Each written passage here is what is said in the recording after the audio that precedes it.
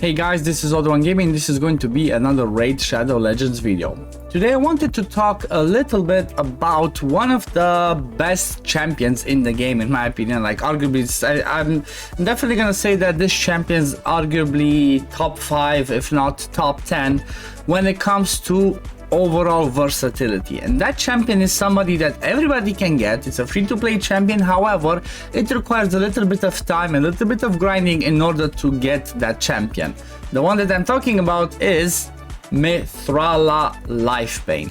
I mean, if the way that you get this champion is by doing Hydra and getting those fragments from Hydra chest every single week. From my experience and from what I've tried, for example, I feel like maybe after you get up to like 4 or 6 months of playing the game, you should be able to at least get the top chest of normal at least, and then maybe try and grab the bottom chest from hard as well from when it comes to Hydra, just for the sake of getting this champion. I mean, 5.1 million maybe shouldn't be that crazy. Then getting the 6.6 million over here to get you 1 or 2 fragments every day. It's like if you split this by let's say we get an average of 3 a week from here. So let's say 3 from here, and then you get another, I don't know, 2 from here, for example, per week, in case you don't get double chest. So let's say you get 5 a week. That means it will take you 20 weeks to actually get her, which means what, 20 weeks split by around 4, that's what, 5 to 6 months. So honestly, depending on how much you grind, in about 1 year of playing the game, you should have this champion, maybe like 1 year and a half maximum. The thing with Mithrala is, in my opinion, she's somebody that's 100% worth trying and going for her as fast as you can, because her overall kit is just insane. Like, what she brings and the possibilities, what you can do with her is just absolutely insane. Like, let's start with the basic one. Her A1, after it's booked, it's 100% chance of landing 2 poisons. You might be struggling in certain areas and you might need those extra 2 poisons, or if you don't care about this one, you don't book it, you might have other poisoners that help you out.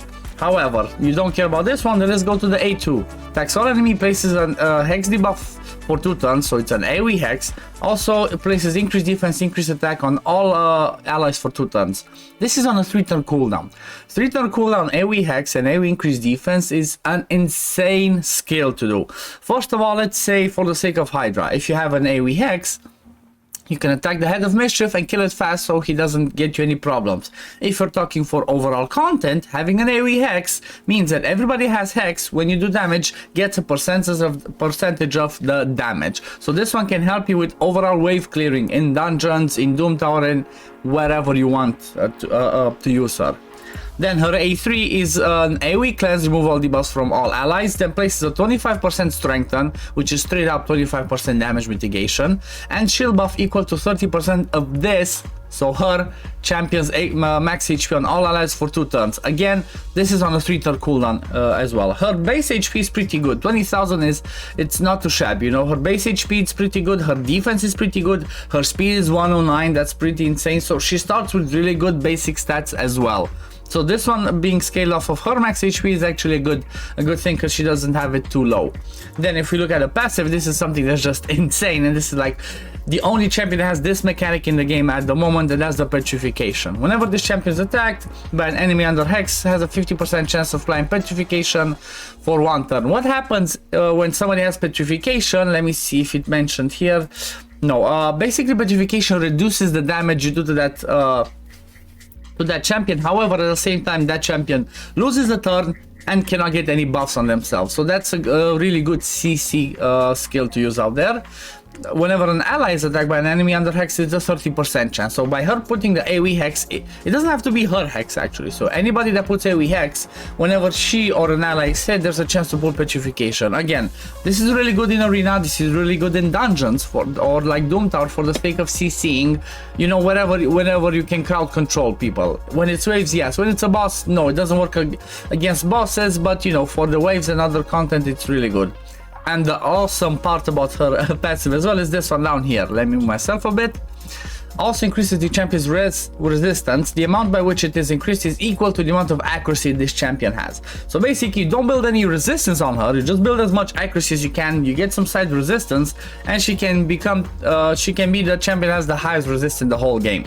That's the most common thing you will see in arena, is a Mithrala that has so much resistance that you cannot debuff her. Like, I've seen instances where I had like a 650 accuracy warlord with an increased accuracy, I still couldn't debuff a Mithrala. That's how insane this one can get. And at the same time, she brings in ally accuracy aura in all battles by 80, which is again huge. Maybe you're struggling with those banners, you don't have your great hall is developed. This can be really helpful for the sake of that. So I'll give you one example. The way that I'm using this champion myself is I have her in an immunity with 2 reaction pieces because I don't have a good third one, and speed set, and I'm using her as my anti-hedgy champion. What that means is she's the fastest in my team, 320 speed, and she's the one that cleanses my champions after hedgy goes. If he stuns, he blocks active skills, he cleanses those debuffs, and then my next champion goes, which would be my warlord, which is exactly speed tuned into her. So let me see if I can actually see one of those teams in arena to show you exactly what I mean. It's obviously it's a little bit different because against something like this it might not work as efficient because it has a depends how fast the CF is afterwards, you know. So but let's have a look. You know, this is I guess a good showcase.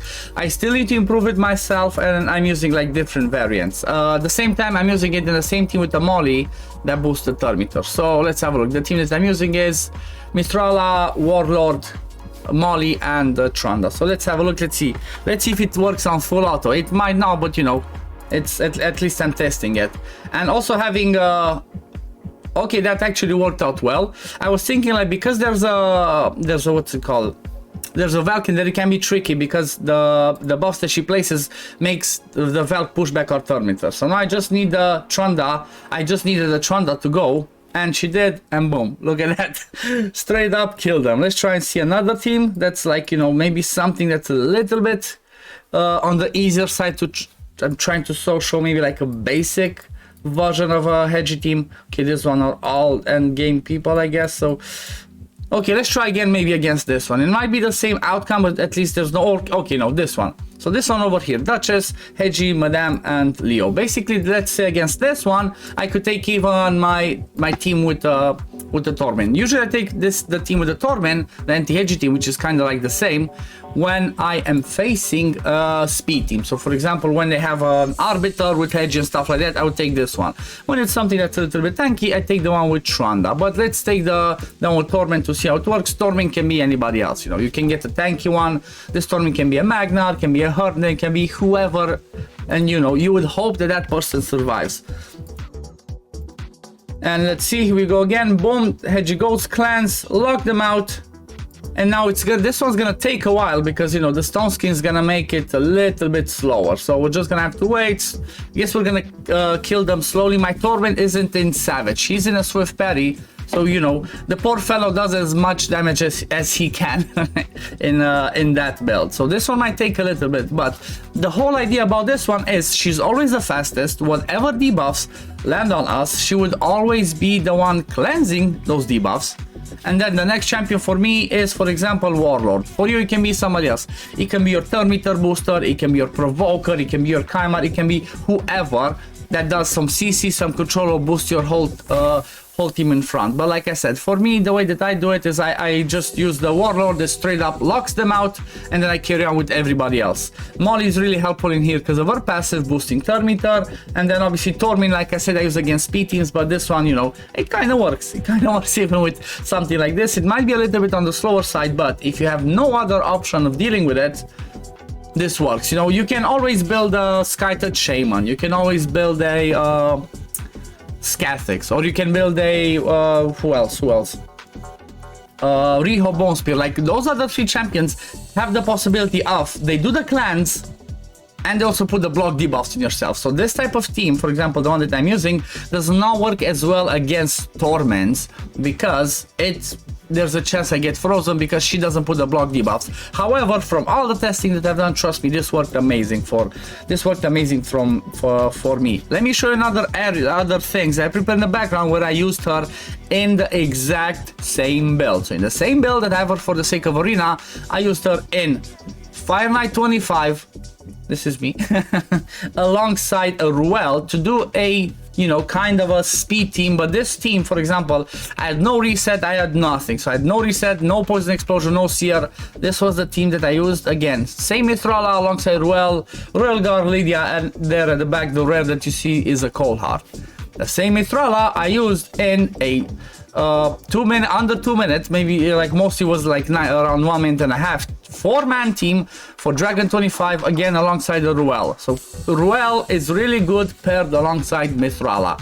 I'm quite sure that's another one that you can pair alongside Mithrala would be Cleopteryx. However, she will not do as much damage as Ruel, but it's still something worth, you know, testing out and seeing that, look at this, it actually works. In the right build, this champion can be used insanely. And the way that I used her, even though I showcased like this the 135, the actual time that I got after I blocked all of her skills for the boss part, it was 1 minute and 23, because like I said, her A1s they do the poisons, because you're obviously gonna have enough accuracy on her.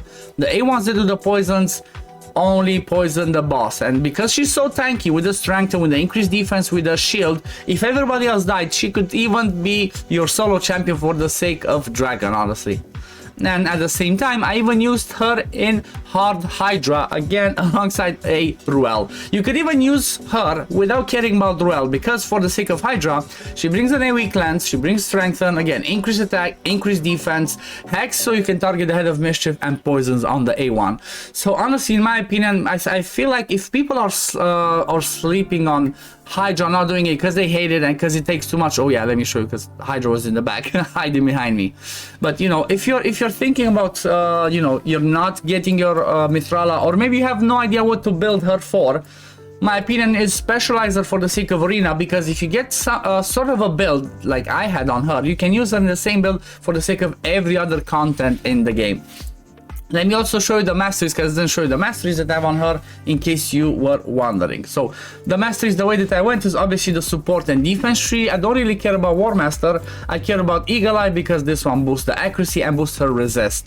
At the same time, I took Lasting Gifts and Master Hexer, because this is these two are really good for her, because she puts lots of, you know, especially Lasting Gifts, because she puts lots of buffs. And you know, the Master Hex also helps for extending the poisons and extending the hex. Maybe looking at it, I maybe should have just reset and gave her rapid response and arcane celerity, because like I said, again, she puts lots of buffs and debuffs. I might need to change and go with rapid response instead of going with just the Swarm Smiter. And then when it comes to the defense tree, get a little bit more resist, get Wisdom of Battle. This is really insane for Arena. Same time, Resurgent and Delayed Death are extremely good for Arena. I also took Selfless Defender, because she's kind of tanky anyway, so might as well soak up a little bit of that damage. Unless you have somebody else that has this mastery, then this does not help, because it only works from one champion. But yeah, this is gonna be it for the video today, guys. This is, I guess, kind of a showcase or guide on Mithrala and the way that I use her on my account and where she can actually be useful. I mean, I didn't really show her in Faction Wars, because she's gonna be good in Faction Wars. I didn't really show her in Doom Tower. She's gonna be good in Doom Tower, because so for the same reasons I explained and showed in my videos in Dungeons, she's gonna be the same good for those same reasons in the Doom Tower. But I'm gonna maybe experiment some more things. I'm gonna test out some other fun things in maybe in Doom Tower, some Doom Tower bosses. And if I'm gonna come up with something else, I'm gonna make another video on her, like, I don't know, update or part 2 or whatever. But this is gonna be it for the video today. I hope you enjoyed it, guys. Thank you for watching, and I'm gonna see you in the next one. Peace, love, take care, everyone. Bye, guys.